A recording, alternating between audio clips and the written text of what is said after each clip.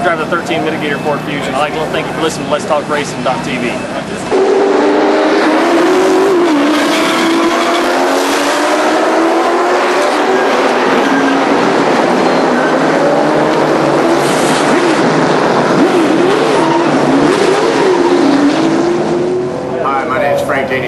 Driver of the number 5 Kiker Motorsports Camry.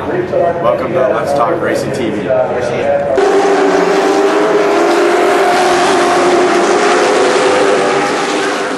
With Rockingham Speedway, thanks for listening to Let's Talk Racing. I'm Timothy Peter, driver of the number 17 Toyota NASCAR Camp World Truck Series, and you're listening to Let's Talk Racing.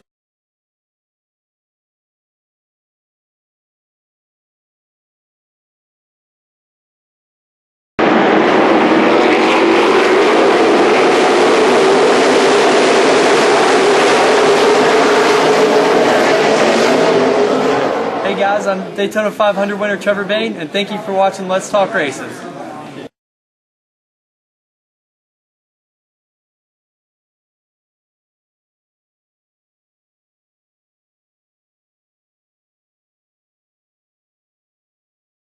Indy. So they come to a lot of the tracks throughout the year. Him and his son, we have a lot of fun with tracks. Doc's sitting here. I want to thank everybody. We're getting ready to get on here, Robert. Thank you, everybody. Welcome everybody to Let's Talk Racing. I just started that, didn't I? I told you the kick had already flipped over. You were live. I wasn't going to interrupt him. So well, sorry, Robert. First things first, and ask your buddy Robert about twin beams. You got to ask him, and I got to put a special thanks out. And if anybody's ever in Iowa, you have to go to the Palmer Candy Company and get some twin beams. These are awesome. Sorry. Nice plug. Yeah. Mom sent me a box of these. These are something you can only get in Iowa, and they are just awesome. I got that for you. Okay. We have Robert. It's Coulter, right? Yes, sir. With Sim Racing. Sim Factory. Sim Factory. Yep. On the line, and we were just talking about it, and you are from South Bend, Indiana. And tell us what you do. We develop simulation racing software for the PC, the consumer-based stuff as well as professional-based stuff for the teams. So is this just for the teams, or is this got like Nintendo, PS2, and all that good stuff? The PC platform is a consumer game, so I mean it's can be ran on a normal game PC. Races for the full field of cars with your rules and the ARCA tracks. It's based off the ARC Remax series, but we're integrating in the truck content and then some more tracks and whatnot to it now. But yeah, pretty much similar to the majority of the other PC competitive sim racing titles that are out there. Just our focus is 100% on stock car racing. Stock car racing. Any dirt racing in there? We've got the 2 dirt tracks that ARCA runs right now, but yeah, dirt's definitely in our future. We've got some dirt modified stuff we've been working on, and I'd like to bring in some sprint stuff and really actually a lot of dirt content as we grow as a company. As much as we have asphalt, I'm sure. You guys got another company there too, right? Another division. I mean, Adrenaline Corporation is the main corporate entity, and then the Sim Factory is the software division, and then GorillaCustoms, we manufacture the hardware, so cockpits, controls, simulation technologies, basically. Do some other fabrication stuff here. We've done some chassis work and some hot rod stuff on some cars, some shop top stuff, but basically that's just to keep the equipment in the shop busy when it's slow. Now, I've talked to a couple of people that have done some simulation racing and all that, and the big talk is that do you guys actually go out and map these tracks and try to get it? I know that's kind of difficult to do, but can you get it close to what the track actually does? Yeah, I mean, right now we've got our tracks we have a few tracks that have been laser scanned, so I think when you're saying mapping, probably you're looking at it as the more modern way of making a track would be laser scanning. We have a few tracks that we have scanned surfaces that we've been working on. Our next version of software, we're looking to scan all of our tracks. That was something our competitor had done in their release of their software, which lifted the bar. So a lot of the other developers are going to need to follow suit on that. So that's probably the best way to do it. In the past, we still used a lot of technology and everything that was available to us at the time to be able to sculpt that surface in a 3D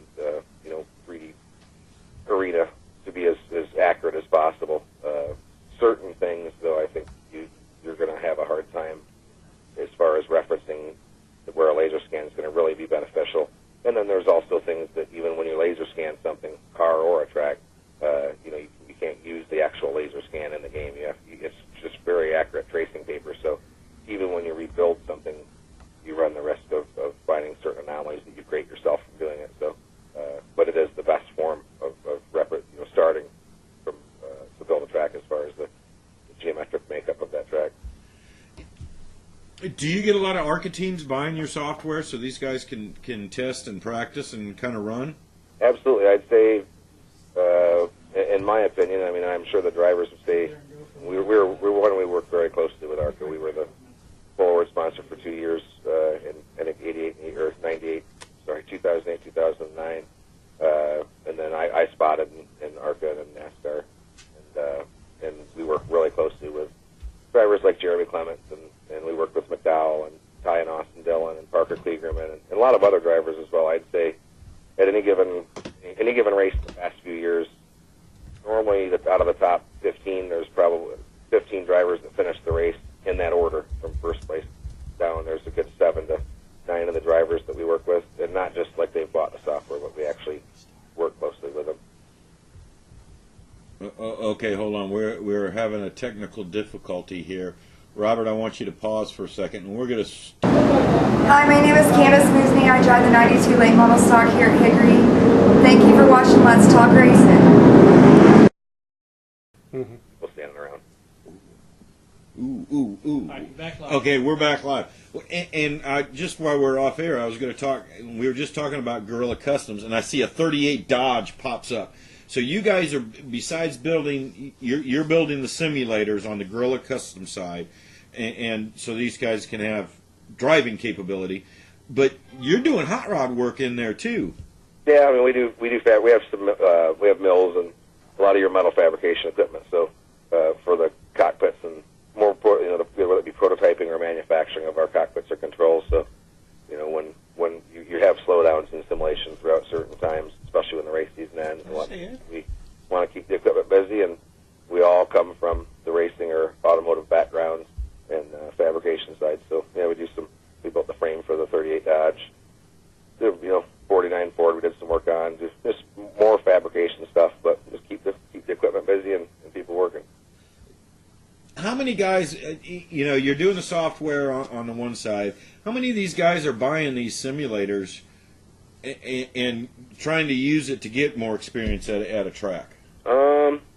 Right now we've probably got 50-something out there, but I mean, I'd say, kind of what I was saying earlier, I think in ARCA, the top 10 finishers at almost every track we could pick, a wide majority of those would be clients of ours that we work closely with and that use them in their homes. So as far as the champions for the last 4 years, they're all our clients, from McDowell to Justin Lofton to Allgaier to Ty and Austin Dillon to Parker Klegerman, to the people that really streamline through in development. And obviously all knew Ty was going to move quickly through his development, but Parker Klegerman and McDowell, especially Parker, he's someone that had never been in a stock car before in his life, and worked with us on the sim as a developer and beta tester for probably 4 years. And when he finally got his chance in the car, I think he was second in practice his first practice ever in the car. So if you take it seriously and you really know how to use simulation, you absolutely can train. And we focus, we may lack a little bit on the graphic qualities compared to our competitor. But then again, we've got a new patch coming out that will lift it up. We released ours in 2008, so it was kind of follows technology. Your texture work and stuff follows the power of a computer. But now our new patch will kind of lift that. But we're more of a physics company. I mean, we focus strictly on the performance protocols of the car, and right now I think we're probably in the 90th percentile of the protocols the driver can train on, from aerodynamic protocols, positioning protocols through aero, from tires to every aspect of how that car performs.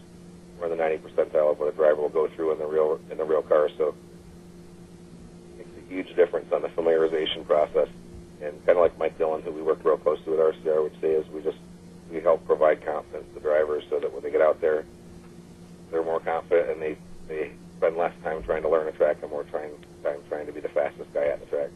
Sure, yeah. Now your software here, and I'm sitting here looking at it, and you've got quite a bit of, you got Charlotte, Daytona, of course, we were talking about it, you got DeQuinn, which is dirt. You got some, do you see any nationwide and Cup guys getting some of this too, so they can go run Chicagoland and Charlotte? And yeah, we've got, in our development side of it, we've got, sometimes we have tracks that are in a state that aren't released yet, but can completely be tested on and effective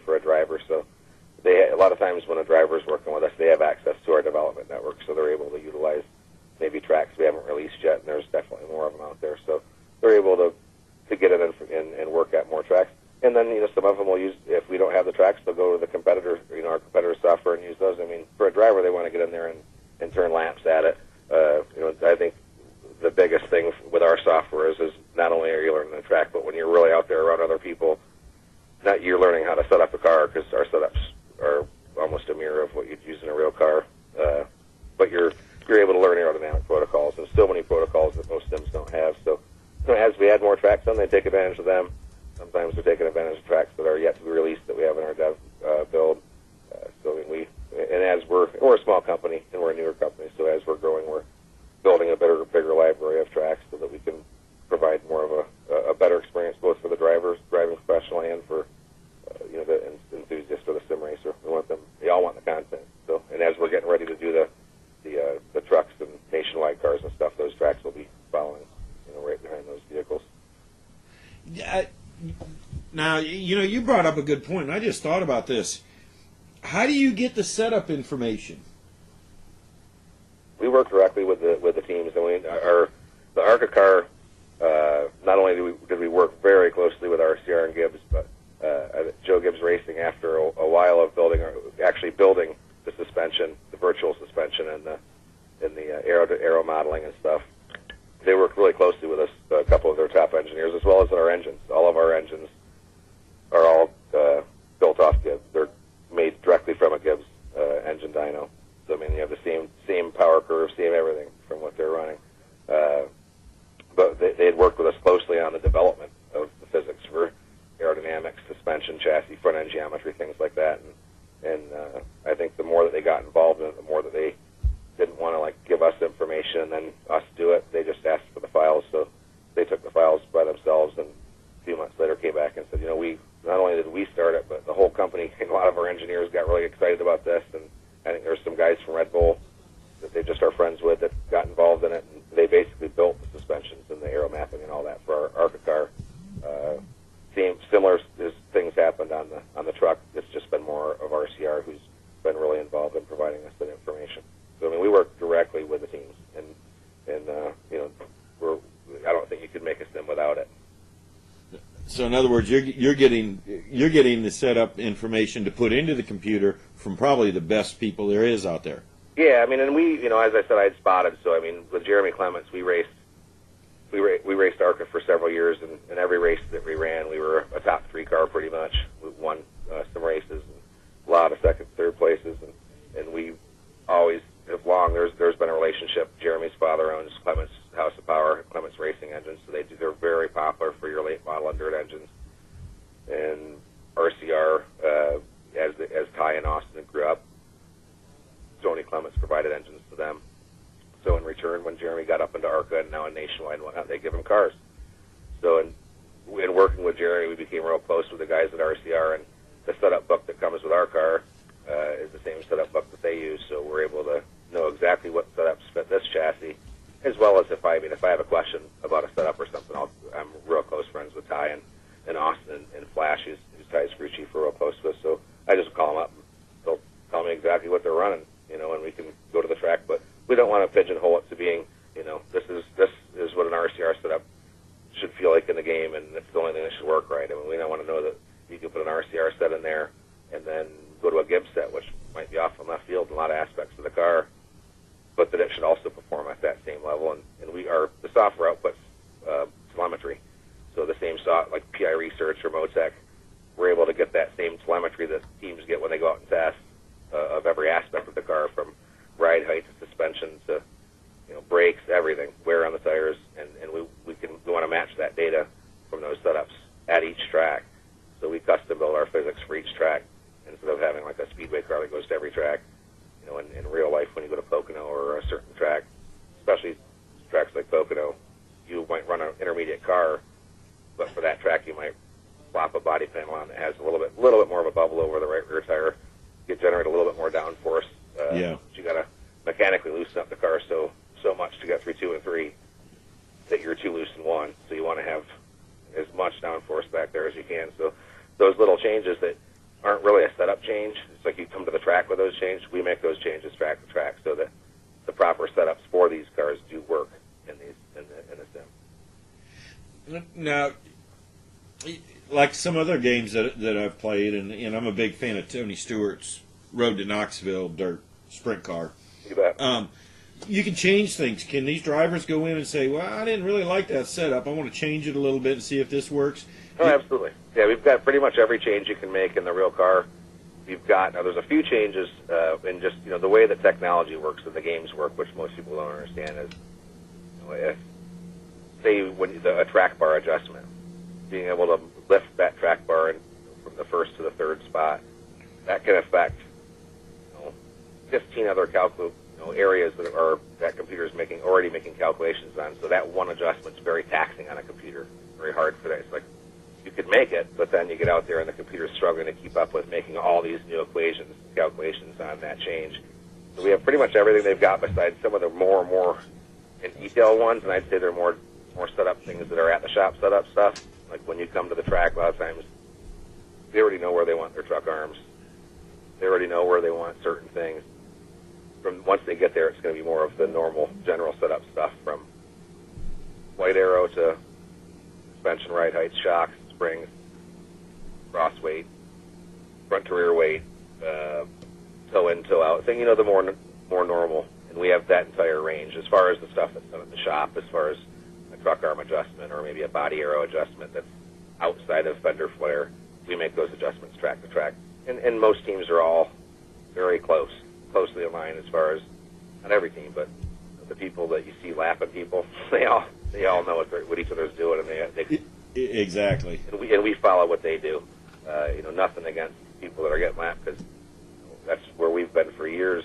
Especially with Jeremy, and he's a great race car driver. It's just it takes money to go that fast, and there's a lot of people struggling for sponsorship right now. Doesn't represent their ability as drivers, in my opinion, which is a commonly misunderstood thing in racing. It's like, man, trust me, some of these kids could go way faster if they just had a little more money.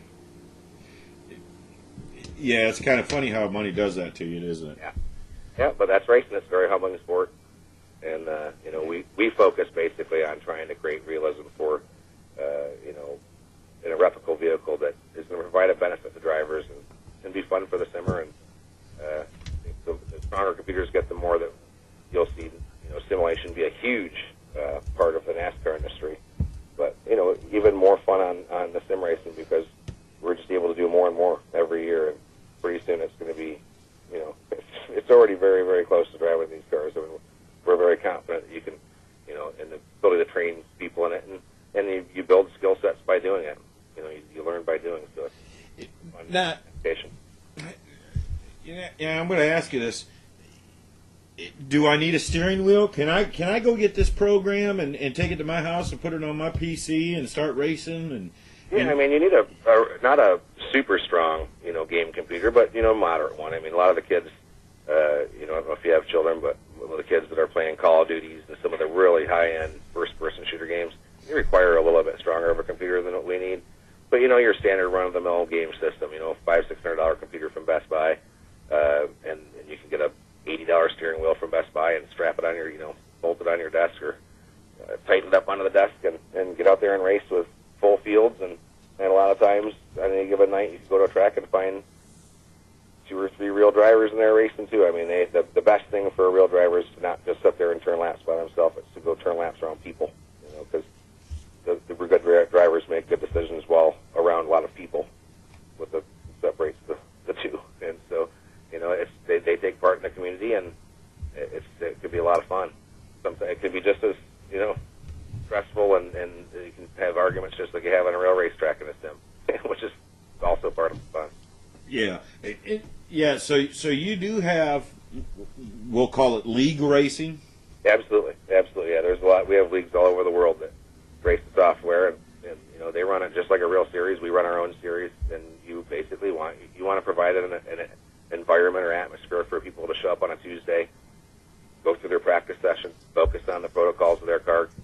Don't just go out and race the clock, but get around other people, build a good race setup, go through all the protocols, qualifying, your warm-up session if that's included, and then get out there and go through the race, and by that time, hopefully have learned how to pace yourself to the point of being good in the long run, knowing what adjustments you want to make on pit road, which you can make all the adjustments they can make on the real car on pit road.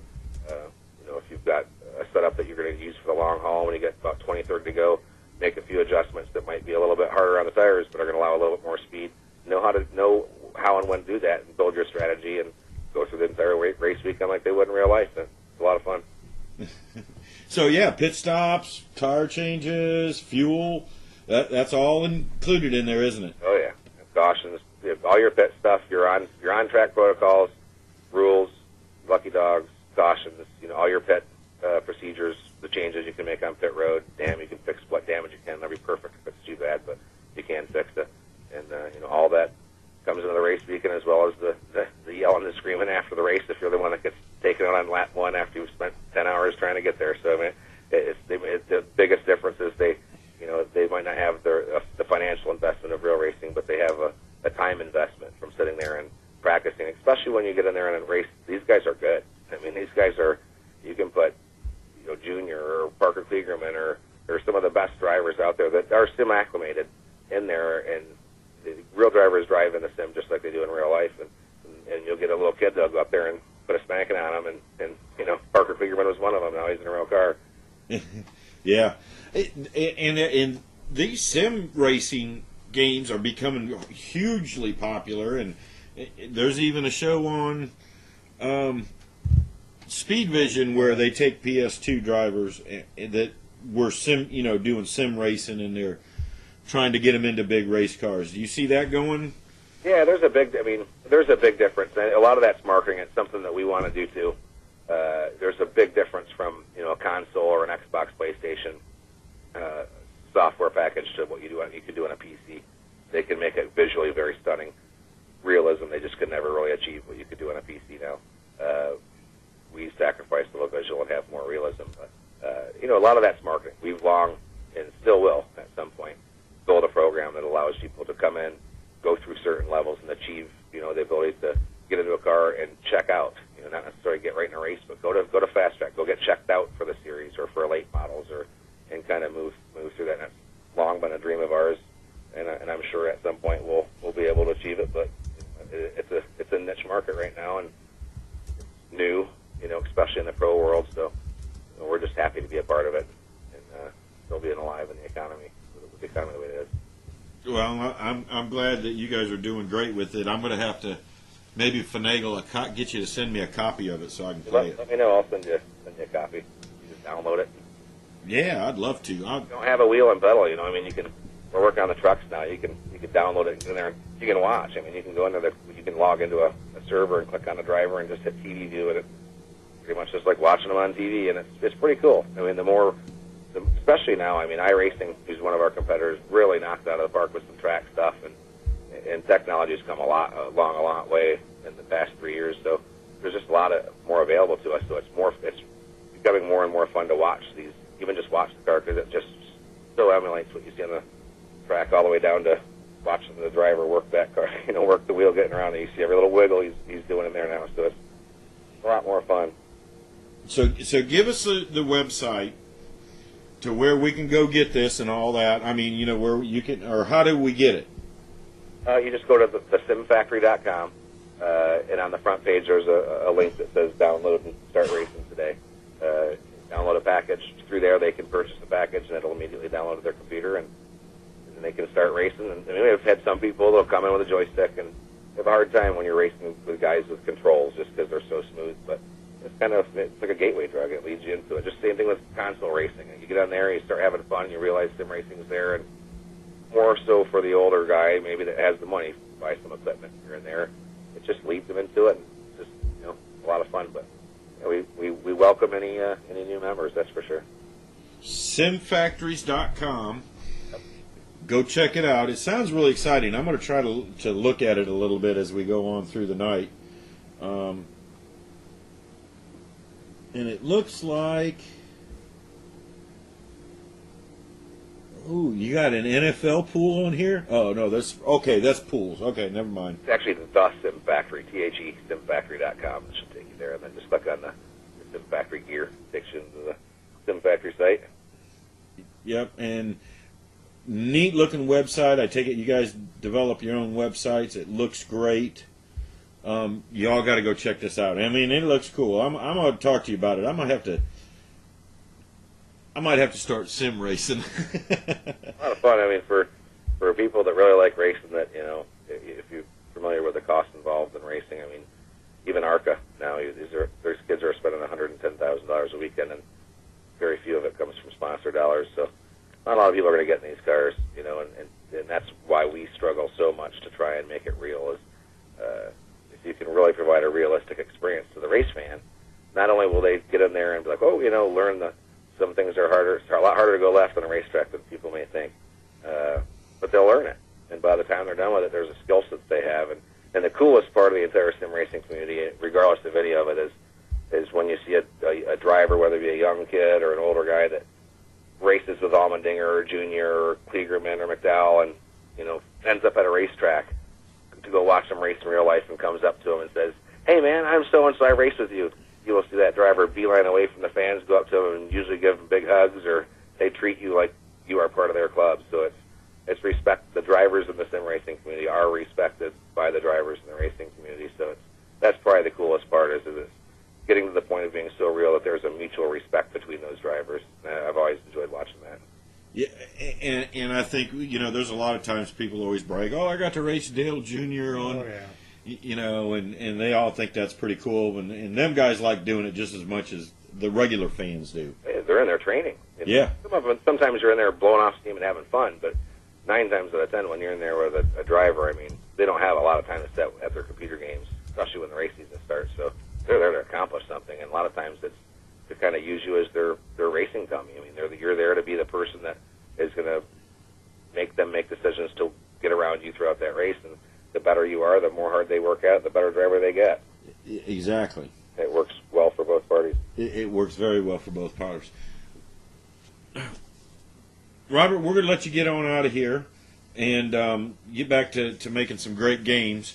We'll have to get with you. I'll have to see about getting on this Sims racing. Maybe I'll get in on a race or two one night. You let me know. We'll get you set up with a copy, and you're more than welcome to come in with us. Well, I appreciate you being on here, and you get some new products or something. That NASCAR, the truck series gets done, you'll have to let us know, and we'll get you back on here and let everybody know that it's coming out. Good deal. Yeah, we're within a month from it, so we're getting real close. And with all the 2012 data, we're redoing the ARCA car as well, so it's pretty much a whole new game coming out, minus some of the screens that you see in the game. So we're really excited about that, and I'll definitely let you know. But love to get you in here, and again, thank you guys for your time tonight. Man, thanks for being on here with us. All right. Have a good night. Thanks. Yeah. Bye. I did it right. Nice guy, and looking at this is pretty cool. Think we could build a steering wheel and all that? I don't have to build it. I already got one. Oh, you already got one? I don't have one. I got one for the PS2, but I don't have one for the computer. I don't know if my computer... Hey, Doc, can my computer take Sims racing? It should be. We are waiting for our next guest. Look at that. On time. I love it.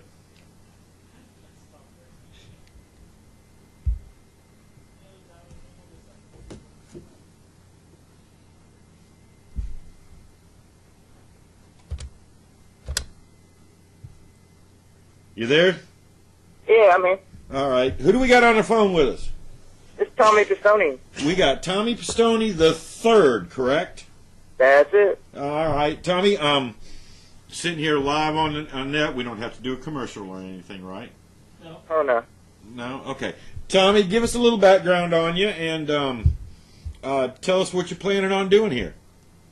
Well, basically, been running legend cars, late models, things like that for Grandpa Tiger, and ran for him in Craftsman trucks in the past, and now we're going to run the Camping World Truck Series coming up, hopefully April 15th, I believe it is, when Rockingham comes around.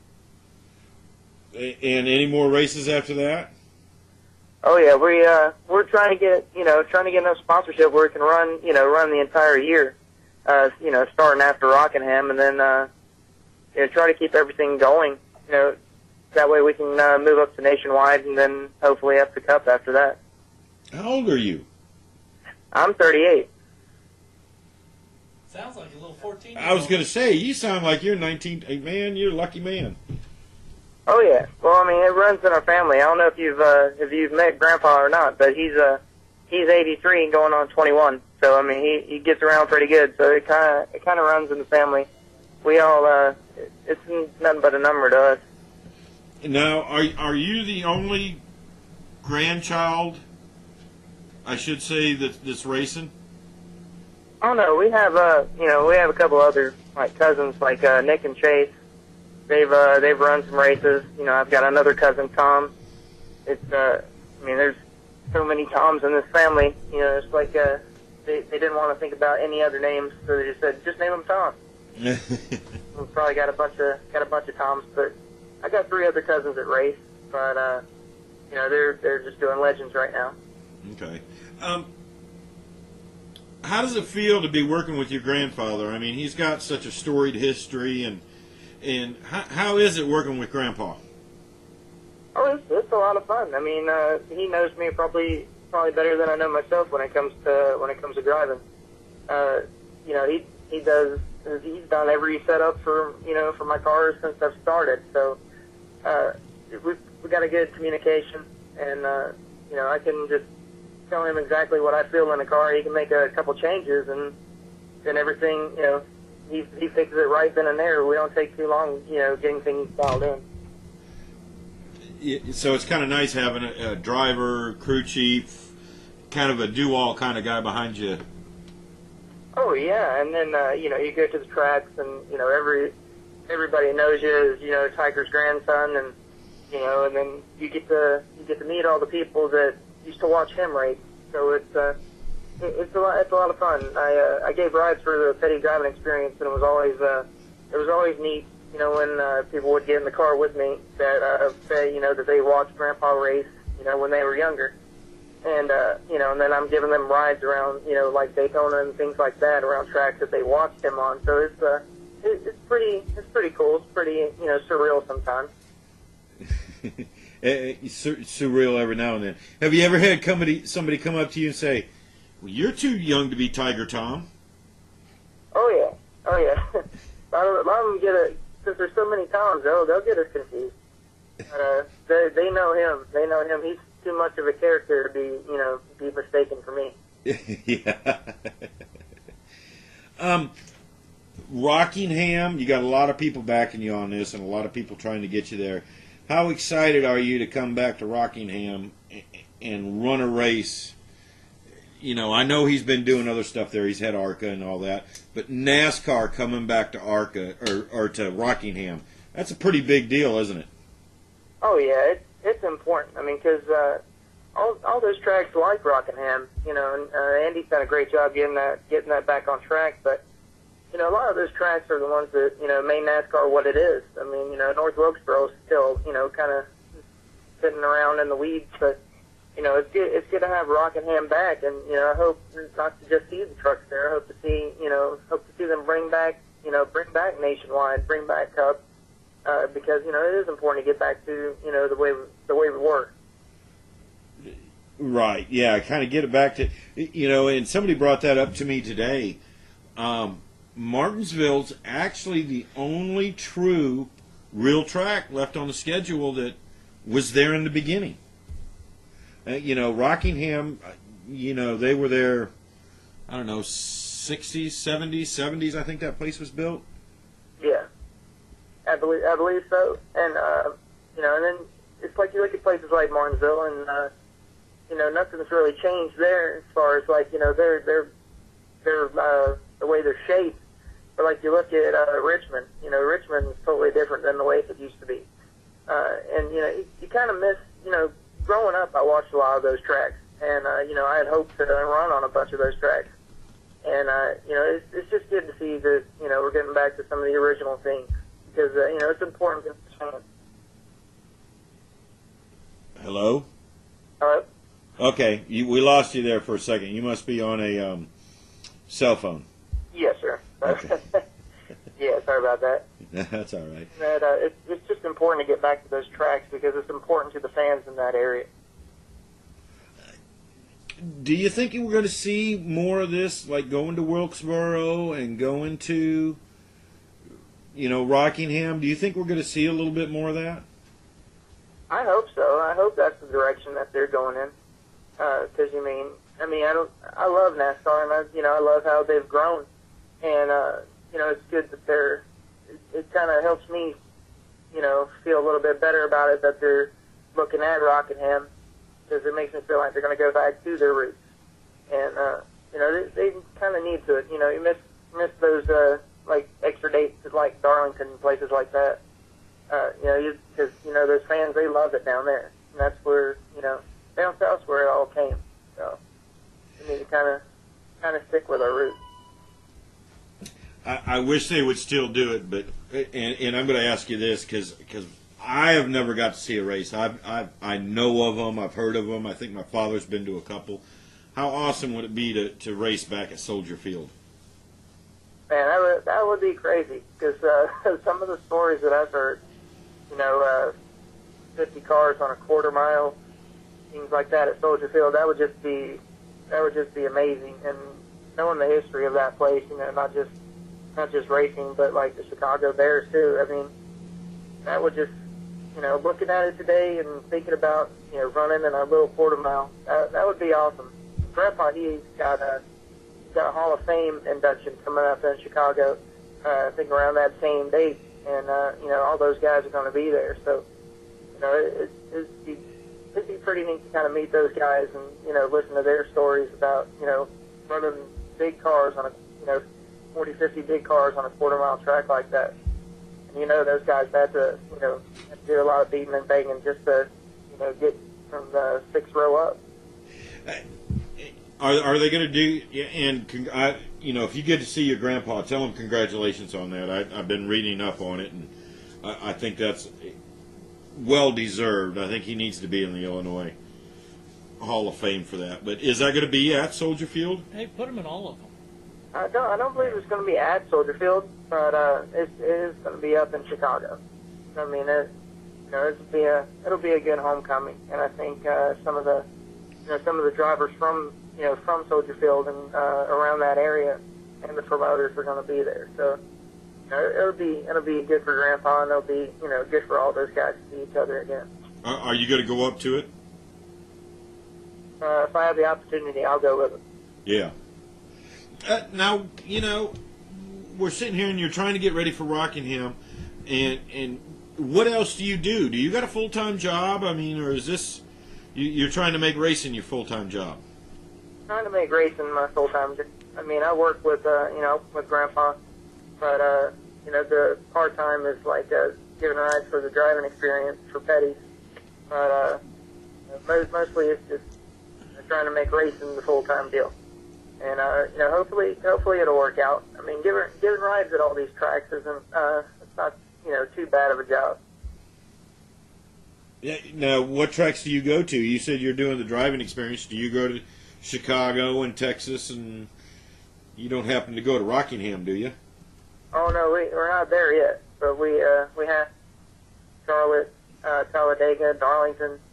We got a lot of places, and then they're moving into Canada. And I mean, it's pretty neat to work with them, and you get to meet a lot of people. And like I said, I've met a lot of people that used to watch Grandpa race doing that than I have with me just racing. How many more races are you going to try to make this year? We know Rockingham. You're definitely going to make Rockingham, but how many more are you going to try to make this year? I'll tell you the way Grandpa says, if we have the funding, we'll run the rest of the year. So that's basically the only thing that is the funding. If we get the opportunity and to get a full-time sponsor, or to just get sponsors for certain races, we'll run the rest of the year. Any special place you're looking to go to? I'd look forward to go to Daytona. I like the draft, and I'd like to go to Charlotte. It was funny. The first Legends race I ever won was at Charlotte. We got in the victory lane. Grandpa said it took him 40 years to get there. Yeah, he had never won at Charlotte, had he? Oh no, they had a Tiger Thompson there back in I think it was 1966. But it'd be cool to, try to get a win there, in the NASCAR sanction race. Right. Charlotte and Daytona and Bristol. Those would be 3 tracks that, I'd like to go to. Now, you're not a big Martinsville fan, or? Oh, no, I like Martinsville. That would be fun to go there because he won there. So, I like that track. You got to have a lot of motors, like 2 drag strips, connected with some hairpin turns. But it would be fun to go there. Yeah, I think Martinsville would definitely be fun to go to. Where else are they racing at this year? Now, have you ever done a road course? I'm going to ask you that. You've probably done it in Legends, haven't you? Yeah, I've done that in Legends, but I haven't done that in anything bigger yet. I'd like to. That'd be fun. Have you done any? And I'm just we just had an ARCA sim racer on here. Do you do any of that sim racing? No, I don't do it online. I have a program and everything, and I do it. I just do it at home. But I've never gone online with it. But I mean, that thing's getting pretty big where everybody's online doing it. They got, some of the drivers are actually into it. Oh yeah, a lot of them are doing it now, and it's amazing. Who was it says that they go and run if they're going to a new track? Even the Formula One guys are doing it. Oh yes, I mean they this technicality that they go through with those games now and those online simulations. I mean they're no deal. I mean other than feeling it, I mean it's just like the real thing. Yeah. So, Tom, I'm gonna let you get out of here. We got Andy coming on. Do you want to stick around with Andy? Oh, okay. Okay, I think he just called in. The show's actually going really well tonight, and it's quick, and I'm hungry. You're always hungry. I'm always hungry at this time of night. Running a Chevrolet this year, right? Not too sure yet. Grandpa's leaning that way, but he hasn't said exactly yet. Well, so you don't know what the truck's going to be for? No, not yet. Grandpa hasn't lend one way or another. He's not letting the cat out of the bag, is he? Yeah. If you look at like how many poles and wins there were last year, it'll probably be like Chevrolet. Yeah, I don't blame you one bit. I see your aunt's on here. She's saying she is one proud auntie, so you must be doing a pretty good job on here. I'm trying. So, no, you're doing a good job. It's Andy, right? Yeah, tell Tommy who it is. We already did. Oh, you already told him I Andy's told on him, the phone? yeah, we're going to have Andy on the phone. Well, Andy is on the phone. Not have, he is. Cool. We got this. We got He this. ain't said nothing. You've been doing all the talking. Hey, Andy, I just wanted to say hi out here. Hi, hey there. We have, and correct me if I'm wrong, we have Andy Hillenburg on the phone with us. Indiana Andy. That's a call sign from a long time ago, but still much appreciated. Thank you. And I'm going to tell everybody that's watching this, in your heyday, your sprint car days, we had Andy Hillenburg, and we had Okie, Yeah. Andy Hillenburg. And so this is the Indy. Tell us a little bit about how you ended up where you're at today. Kind of start at the beginning and kind of bring us up to date. Oh boy, that's a really long story, but a fun one. Raced on the dirt there all over the Midwest and a little bit around the country, racing sprint cars, All Stars, World Outlaws, USAC, Silver Crown cars. Whatever we could talk our way into, and had a great time with that. And about 10 years of my career, decided to move to Daytona because I'd always wanted to run the Indy 500, and it just didn't seem like that was going to happen. So moved south to hopefully run the Daytona 500 someday, and ran stock cars for a few years, and was fortunate enough to win the ARCA championship, and went on to run the Daytona 500. And right after that race, a few of my buddies were like, well, maybe you ought to go back and run Indy now. I'm like, well, if you guys want to go, now would be the time, because I wasn't getting any younger, and I was able to go back and run the Indy 500 there in 2000, and as a 37-year-old rookie, thrill of a lifetime. And after I did that, my driving career, I was pretty much good with it, and started slowing up a little bit, but not being a guy to slow down. We ended up with a racetrack, a little track down here in North Carolina called Rockingham Speedway. I think you guys have heard of that one. Yeah, we know that one pretty well. Been there too, Andy. You know that. Oh yeah, and it's been we've been doing that for the last 4 years and having a great time, and learning the ropes of being a promoter. Being a competitor for so many years. You just really see the sport really one-sided. Like, what can you do to beat it? What can you do to win the race?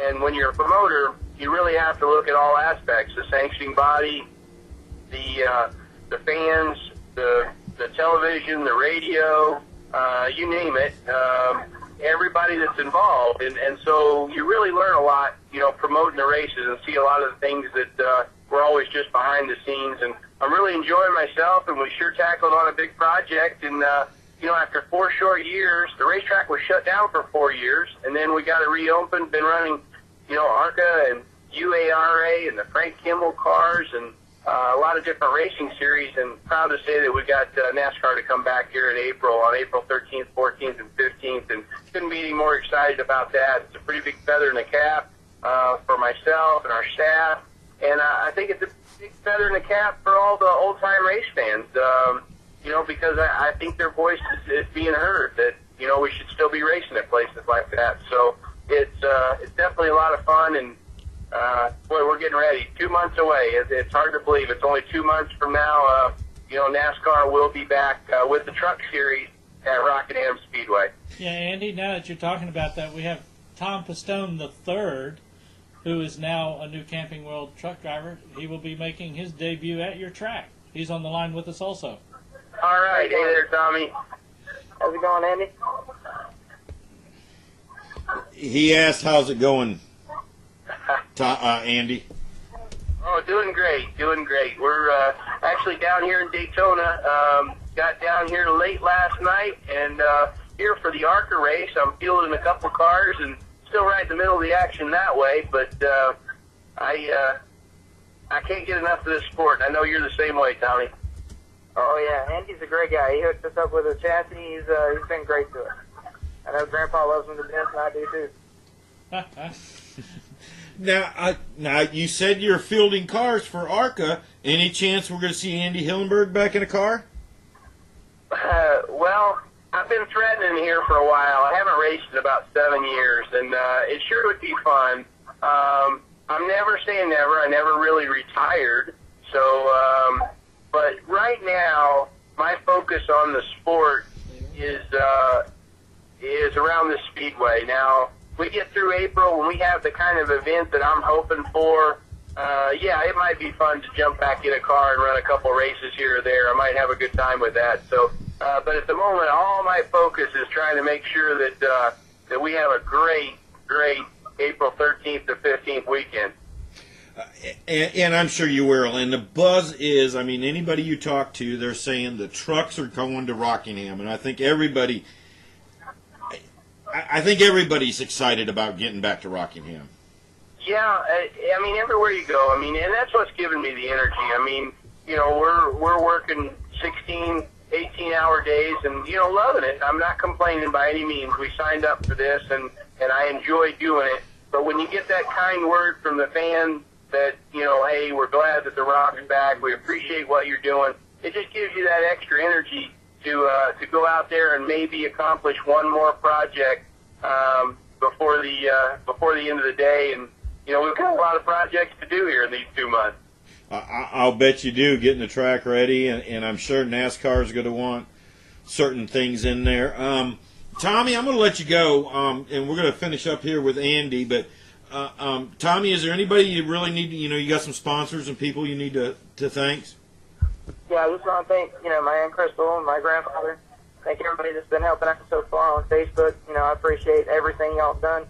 Andy, I appreciate you, man. Thank you for the chassis and everything you've been doing to help us. And good luck down there, and good luck with the promotion of the truck race.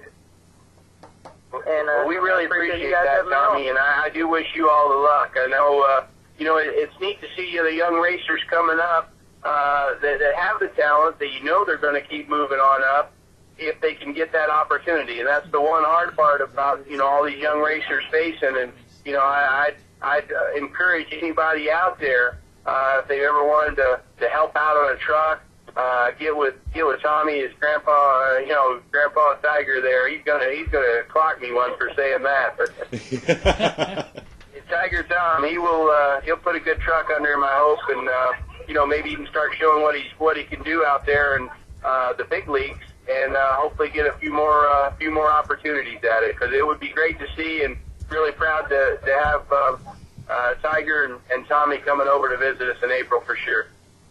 Oh, and I'm sure he'll be glad to get there too. I'm sure Tiger's chomping at the bit to get out there. Tiger is. He hasn't slowed down. I've known Tiger for since I've moved to Charlotte, and had heard stories about him prior. And what a great man. He's done a lot for the sport. He's done a lot for the young racers that a lot of people don't know. And actually, he was one of the first people to help me when I moved to Charlotte. And I definitely wish him all the luck in the world. If they work out, he'll probably jump in the truck. You'll want to be jumping in the truck. Oh, my God. I can see it now. The uniform looks baggy. It ain't me. Yeah. All right, Tommy, we'll go ahead and let you go then. Tommy, you take care. We'll be talking to you soon. Thanks for having me on. All right, thanks for being on. All right. Okay, let's see if he can do it. Andy, you still there? I got you. I'm gonna ask you this, and I've been having this feeling lately. Gas again? No. Stay away from the beans. Yeah.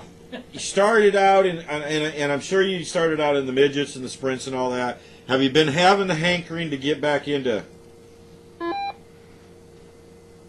some sprint car racing? Oh, yes. I went and dabbled with that a couple of times as I started feeling older. I do a lot of public speaking. Very fortunate to be able to go out and speak to a lot of fans, luncheons and dinners and so forth about the sport that I love so much, and a lot of us do. And that's one of the questions that I get, having driven so many different types of race cars. If I could ever only run one race in the world again, it would be the Indy 500, because that's just the coolest thing there ever was. If I could run a season, I'd want to run a season of NASCAR Cup racing. NASCAR is the most competitive race circuit in the going right now, I feel like.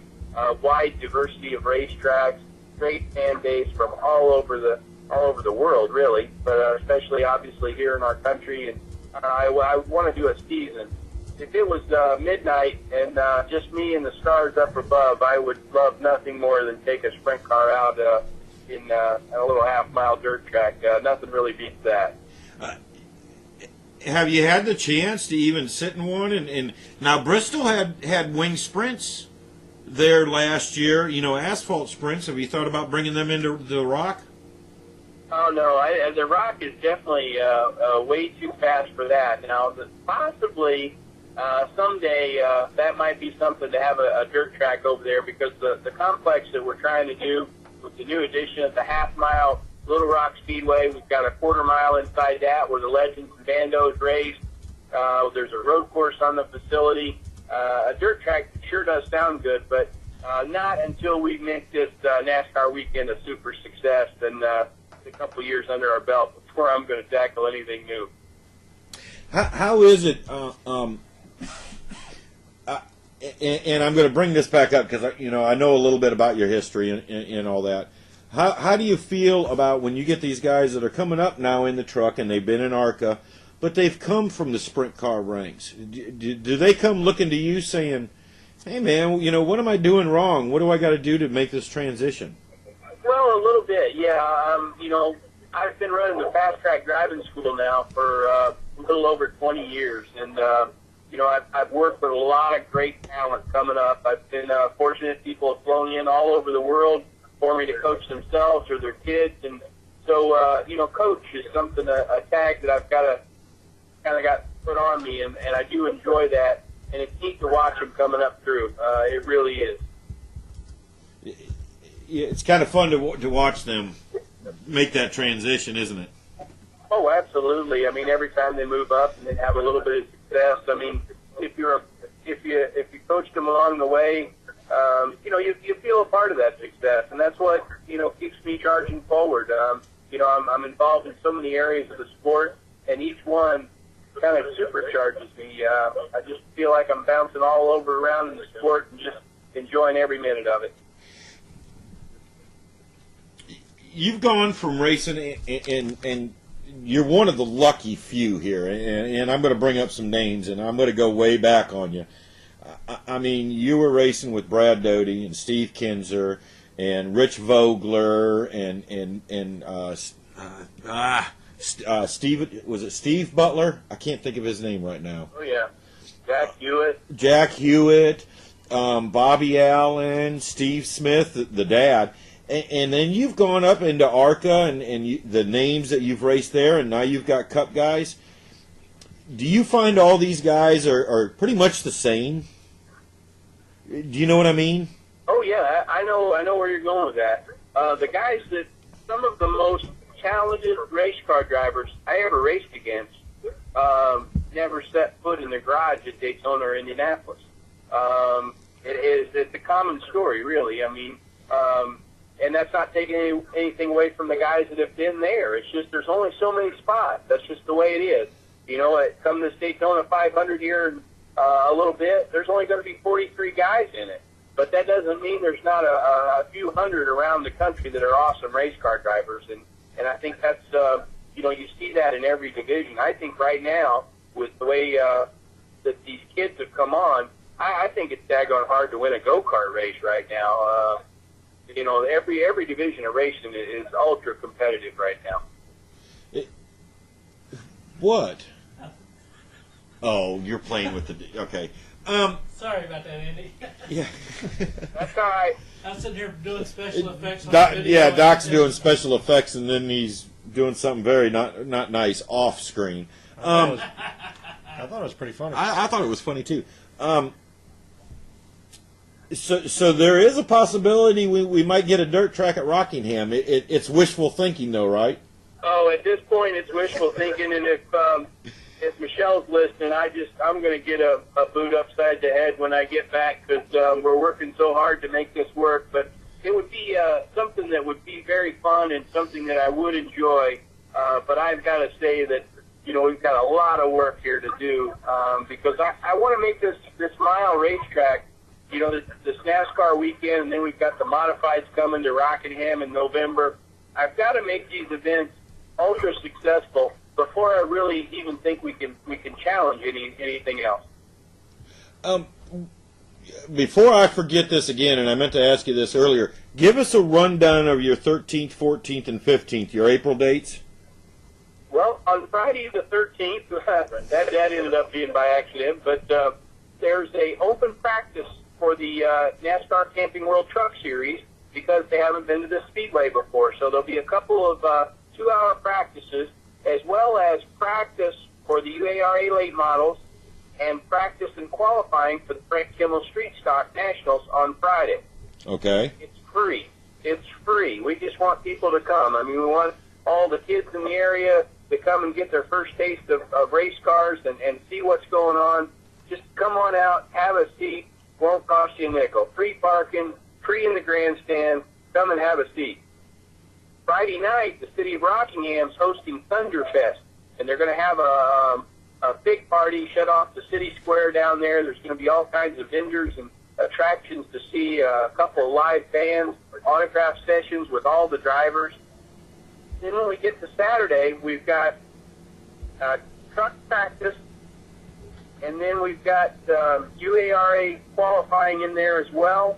Then we'll have the UARA a 75-lap race, our first of twin 75s for the day, and then Truck Series qualifying.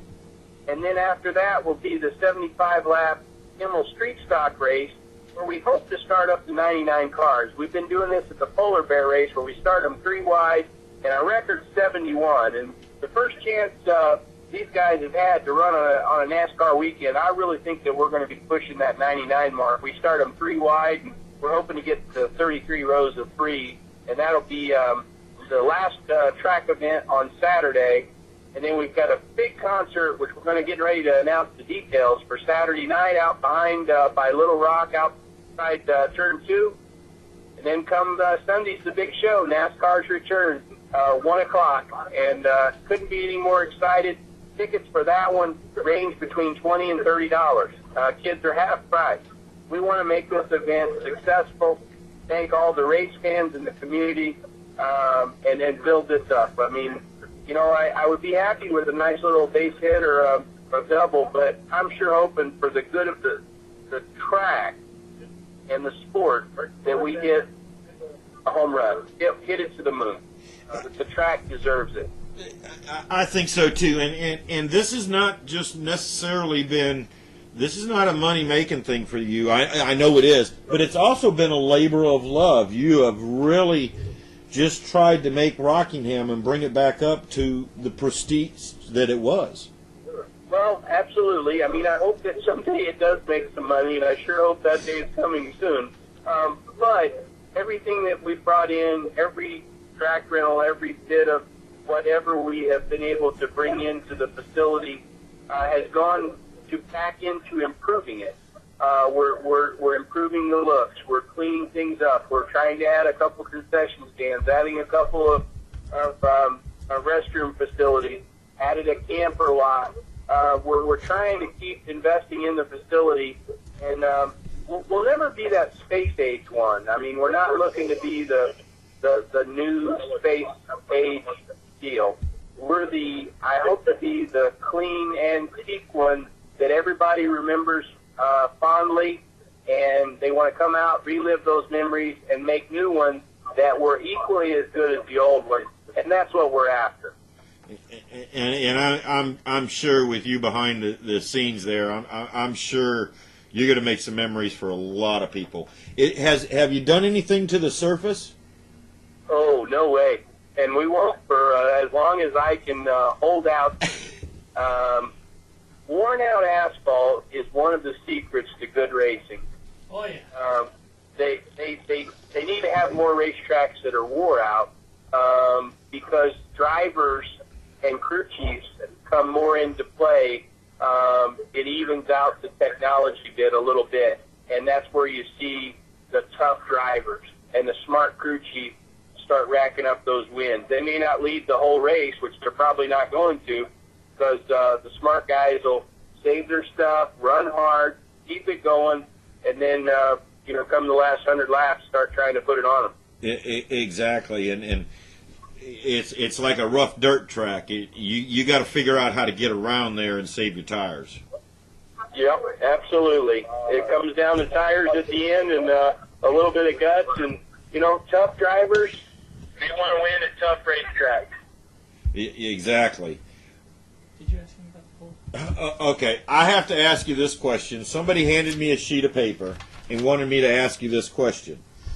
And someone asked if you were going to go swimming in the pool at Daytona this year. I don't know about that, but I don't think so. Swimming's not my deal. My deal's all racing, and I think that started out on a bet there somehow. I think the story's starting to come back to me, but in the right situation, I guess I could. But let's wait till after April 15th. I don't want to catch a cold. No, and we don't want you sick, believe you me. We wish you the best. I know it's going to be hugely successful. I think everybody wants to see you come back to Rockingham, and I really think it's going to be there. I'm going to be there. I'm coming down. So, I'm going to wish you the best, and we're going to let you get out of here because I know I can hear people in the background. Well, we really appreciate it. And, all the fans, log into RockinghamSpeedway.com. You can keep up with all of our updates of what's going on. There's a Goodyear tire test that's going to be coming, I believe, on March the 6th. It's open to the public for free. Come and watch. You can purchase your tickets online at Rockingham Speedway.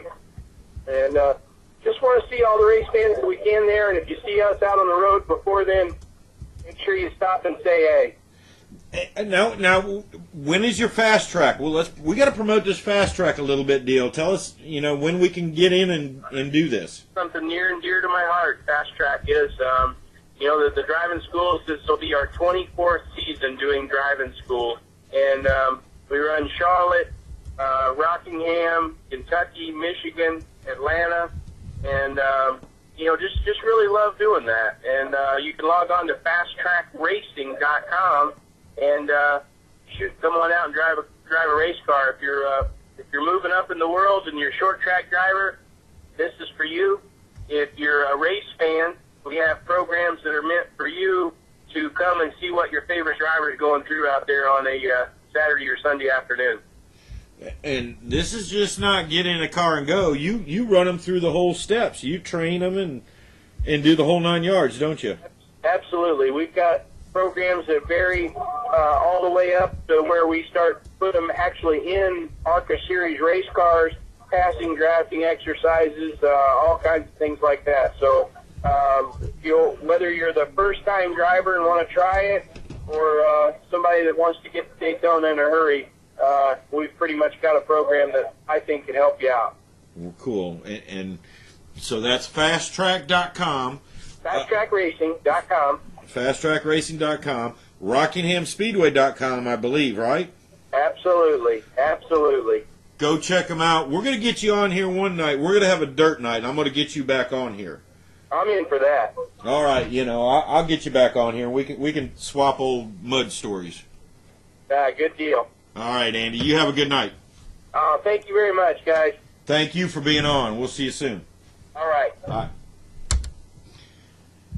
Wonderful tonight. Andy is always a great guy. He's someone that you can talk to all night long. Tom was great. The Sims guy, Robert, that's pretty cool.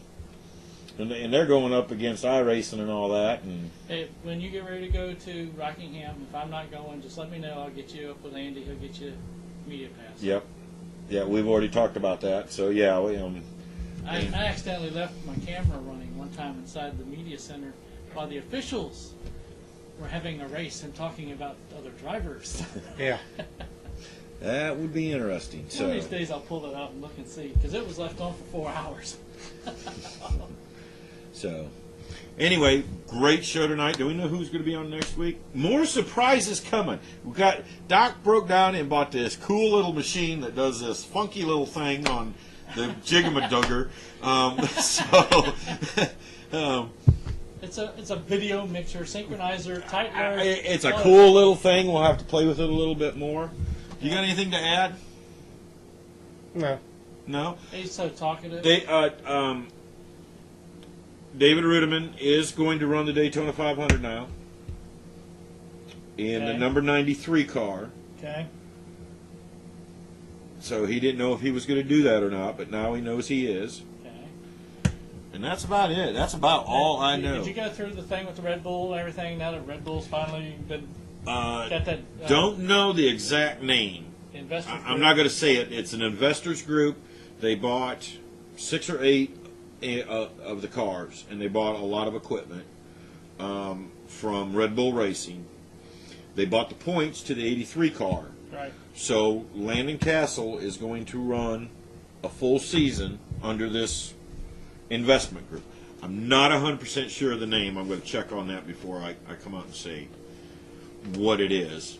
But that's good. Landon in a car, so he'll start. There is a lot of buzz. There's a lot of people pissed about Danica Patrick getting the points the way she did. But the bad part about it is our last year's Daytona 500 winner, Trevor Bain, how do you think he got in? The exact same way she did. Those points were bought from Richard Petty Motorsports for the Wood Brothers to make sure that he got in. Well, he would have been able to get in anyway. He won last year. No.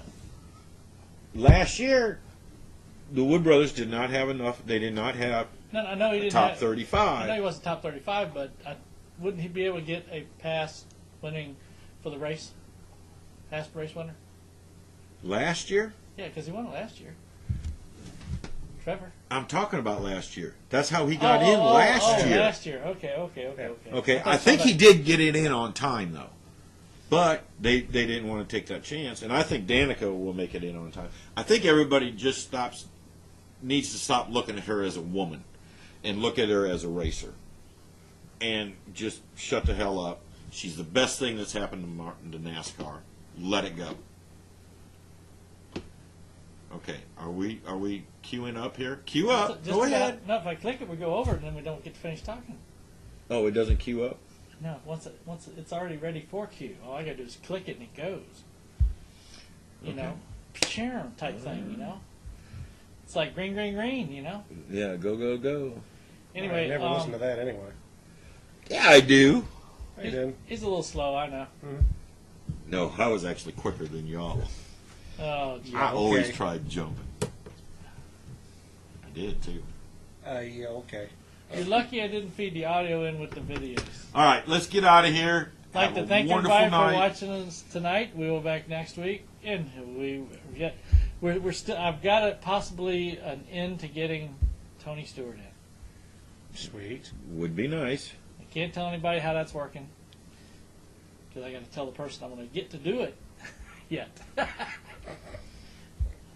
It's nice when you do favors for people. And it would be nice if we could keep Doc quiet behind the scenes. Yeah. If it weren't for me, this thing wouldn't be here. Good night, all. See ya! See ya. Hi, my name is Natalie Sather. I drive the 94 K&N Lady Eagle Safety Wear, Butler Built Seats, Bell Helmets, Hooker Harness Seatbelts, number 94 at South Boston Speedway. Be sure to listen to Let's Talk Racing TV. I'm Sam Hunt, driving 42 car on the thing Let's Talk Racing. Hey guys, I'm Daytona 500 winner Trevor Bain, and thank you for watching Let's Talk Racing. Hi, I'm Robert Richardson Jr., driver of the number 23 Dodge Challenger for R3 Motorsports in the NASCAR Nationwide Series, and you're watching Let's Talk Racing. I'm Timothy Peter, driver of the number 17 Toyota in the NASCAR Camp World Truck Series, and you're listening to Let's Talk Racing. Let's Talk Racing is brought to you by PC Doctors, Computer Sales and Services. This doctor still makes house calls. And also Hampton Incredible Tees and Signs, both located at 1248 North King Street in Hampton, Virginia.